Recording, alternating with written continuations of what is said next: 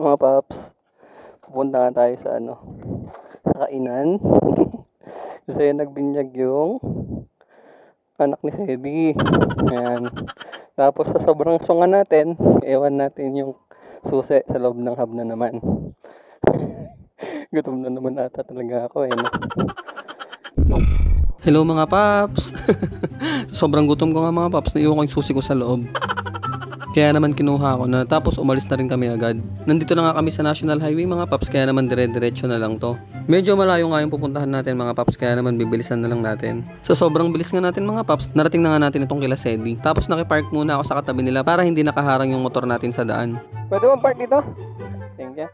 Tapos nilapitan nga ako ni Sedi mga paps kasi may pupuntahan ata siya. Tapos yan, kumaldag pa nga. Ang galing! Ang galing!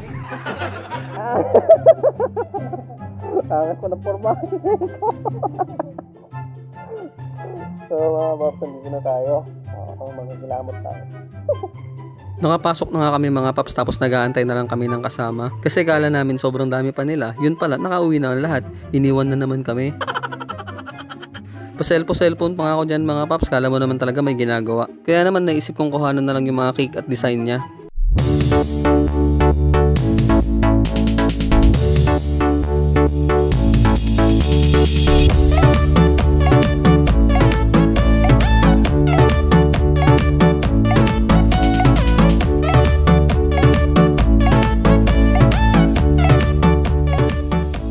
Sinunod ko naman kuhanan yung mga pagkain mga paps.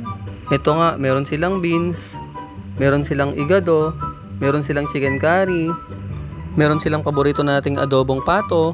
Ayan, kaldereta ata yan, no? Hindi ko alam tawag dyan eh. Tapos yun, kanin, tapos may pansit pa. Talagang mapapa-hello Lord ka na lang.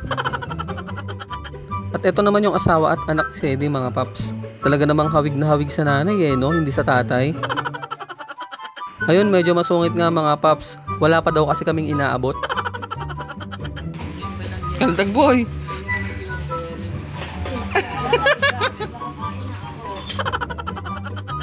Tapos hindi nagtagal, dumating na nga rin yung mga kasama natin mga paps. Yan nga pala si Kuya Jeff saka si Kuya Dennis.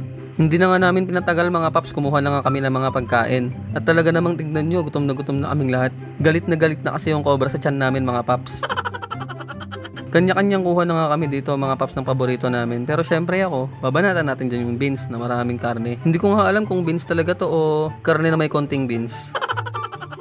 Syempre titikman natin lahat mga paps, turbab tayo eh. Ito nga ang unang subo mga paps, mangantayon. Grabe, sa sobrang sarap ng pagkain dito mga paps, talaga mapapaulit-ulit ka. Umalis nga ulit ako dyan mga paps, tapos kumuha ako ng take 2 natin. Syempre sobrang asikaso nga nila dito mga paps. Hindi katulad ng jowa mong hindi ka inaasikaso.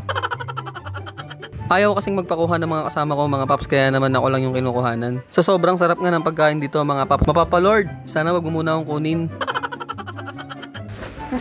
Tara kami Shed. Pagkatapos nga namin kumain mga paps, lumapit na nga kami sa nagbinyag. Syempre mag-aabot tayo, hindi naman tayo katulad ng iba na eat and run. Ayan, pagpasensyahan mo na lang yung benteng binigay ko inaanak. Bawi ka na lang sa akin sa New Year. Shed, bakit yan, Shed? Yan naman. Sa'yo to ha, hindi kay papa mo. Ay, hindi daw. Pambili ng gulong. Pambili ng gulong. Umiyak na nga mga paps, kaya naman hanggang dito na lang. Salamat sa pagsama. At kung hindi ka pa nga naka-follow sa page na to mga paps, ano pang hinahantay mo? Follow na! Tapos mga paps, pa-subscribe na rin ang ating YouTube channel. Click nyo na rin yung bell para lagi kayong nanonotify. Salamat lagi sa panonood mga paps. Ride safe always. Bye-bye!